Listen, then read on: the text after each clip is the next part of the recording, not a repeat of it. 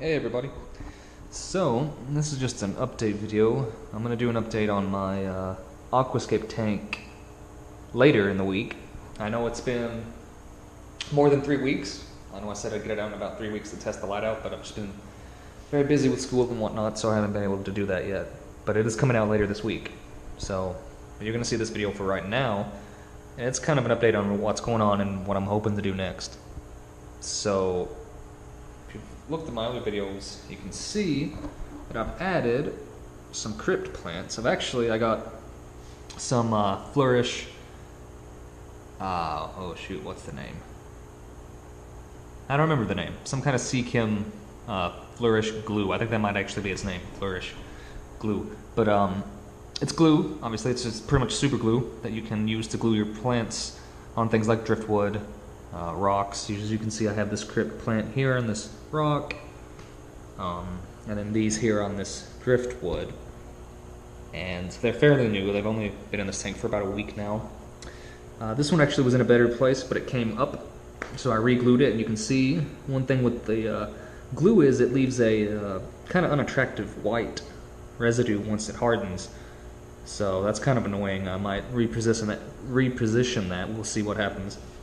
And then these I just stuck in the ground, see if they could grow. This is from my crypt undulata that I already had in the tank. So I just chopped off a little bit and put it in here. And yeah, that's pretty much it with that. These are crypt flamingos. You can't really tell on this light. They're supposed to be pink. It came in a little bit rough. These are all tissue cultures. And the flamingo came in a bit rough. So, you know, we'll see how it does in this tank. It's looking a lot better in another tank that I'll show you later on. Later in the week. And then this is this that I've put here in the ground. That's over here on the driftwood. And the rock is a Crypt luteal hobbit, I think is what it's called. I don't really know much about it. I assume it stays small with the name Hobbit. And then another tissue culture I got, well, it's this. This Java moss that I glued down here. We'll see how that does, you know. Maybe it'll do okay, maybe it won't. I'm hoping the fish get in there and kind of clean it out so stuff doesn't get stuck in there. We'll see. And I have some more of that in another tank too, that you will see later. But yeah, obviously I need to do a water change and clean. I haven't done any of that yet. And I pruned some of these plants. I don't know why the gold barbs are going crazy, but they are. It's kind of weird. They do that every now and then. Obviously some of these plants need pruning. This is actually a sword plant, Echinodynes or something. I can't remember. It's a cross. It's some sort of crossed plant.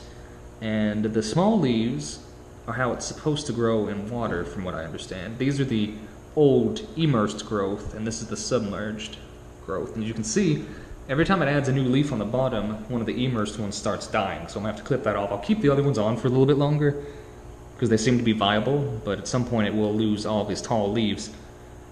I like the way it grows. It puts out, I read in a book actually that it could put out up to 1 new leaf per week, and it's certainly doing a lot. I think it slowed down for a while because I had this huge mat of algae above the water, but on the light up in here on this hood, and I did not notice for probably 2 or 3 weeks, honestly, until I was doing a water change a few weeks ago, and I saw it and I cleaned it off, and the tank went from being very dark in this part to being very bright now. So, well, brighter rather. But I just didn't notice that there was this big gob of algae. So that's something to watch out for in hooded tanks like this. I'd say for sure. It's kind of weird.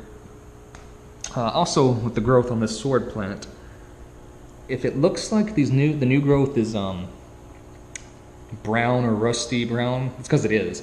That's the color it's supposed to be. So if you have a plant like that, don't be alarmed. So yeah, but there's just some pruning that I need to do on these, and a little bit of cleanup, obviously. I'm also thinking about getting rid of these zebra danios. I had them in here initially as the first fish to kind of help cycle. And I do like them to an extent, but they're aggressive eaters, honestly, and a bit maybe not aggressive, but definitely very playful. I'm not sure which it is, honestly. Some people have argued that they're really not aggressive, but they just like to try to play with themselves and other fish. But they kind of are getting on my nerves. They kind of regulate my small female cherry barbs to this side and seem to scare them away. So I'm not particularly happy with that. I think I am gonna look to give them a new home so I can add possibly more cherry barbs and definitely more gold barbs. I really like these guys, especially once they start getting the red coloration on them, which means they're breeding shape. They're in breeding shape when they start getting all that red on them. So that's pretty cool. But yeah, it's kind of where I'm wanting to go with this, is get rid of the zebra dinos and add just a bunch more barbs in here, honestly. And the rabbit snails are doing great. The large one's finally out moving around more now that I got him some little friends. So he actually used to just stay like right over in here, and now he's actually out moving a lot more than you would think. So that's good. And that's really about it with this tank and what's going on. But I definitely will probably take a video after I do the water change and trim everything to just kind of show you how it can look on at its best. So, and I'll go ahead and show off the shrimp tank, I suppose. Now I am pretty excited with this tank, this shrimp tank so far. I need to take out this mesh that this moss was growing on. It's starting to come off of it, so I'll just take the mesh out. Probably gonna wait a bit though. But I have noticed several of my females are buried, or at least they were. And if they're not buried right now, I think it's because they might have just given, well, their shrimplets might have just hatched. Because the last couple of days I've seen several tiny shrimp. I don't see any right now, and I doubt this GoPro could pick one up. Actually, here's one on this fake rock. Don't know if you can see him, but he's right there, moving around, and he's just starting to get some color in him. So that's really exciting that there's shrimplets in here. I'd say I've seen at least 3 or 4. Hopefully there's 10 or more. I'm really happy that they're starting to breed well. I did lose one shrimp that was buried, actually, which sucked. There is a way to recover and raise the eggs without the mama shrimp, but I really didn't have the time to go through and do all that. So I just tossed the eggs with the dead shrimp. But I think the reason it died is just from old age. No other shrimp in here has been affected. I think it was just an old shrimp, and it was a pretty good sized one. So that happens with time. But yeah, hopefully there's a new generation of shrimp raising up, and I can really get some good yield out of this tank. Be really excited. There, I think that's still the same one that was on the rock. You can see where I'm kind of pointing. He's just right down there. It's tough to tell with this substrate too, honestly. It's hard for me to tell where they are. But these are the Black Rose shrimp. You can get them from L.R. Brett's Aquatics, actually. He's the guy I got them off of his Neocaridina shrimp, which is what these are. Variants of cherry shrimp. They're actually internationally renowned, I guess you could say. He won the first place for the red variety, I think, at Chicago Aquatic Experience. And then I think these came in second place for the other category, which was, I guess, anything other than reds and blues. I'm not sure how they listed it. I think this might actually be a buried female right here. But yeah, she is buried, pretty sure. It's tough to tell with these guys. Their eggs can be black sometimes, so it can be a bit hard to tell. But I definitely recommend these guys from L.R. Brett's Aquatics. He definitely knows what he's doing with the shrimp. And these guys came in. There was an issue with the first batch of them I got with the shipping, actually. The bag leaked, and we're not really sure why. I guess it was just the default defective bag, but they got to me with like barely any water left, and I didn't lose a shrimp. So I ordered more a couple weeks ago, or about a month ago. But the first batch I got are still in here, and they're doing fine, and they came in with hardly any water in the bag. That just kind of shows you how resilient these shrimp can be. So that was pretty impressive. But I definitely like how these are turning out, and I can't wait to start selecting for my own traits and selecting the shrimp I like out of here. I'm probably going to spread them around in my other tanks just to get several colonies going. I really don't want to just straight up kill the coral shrimp. I don't really like to do that. So I'll definitely just spread out the ones that I don't want in a different tank.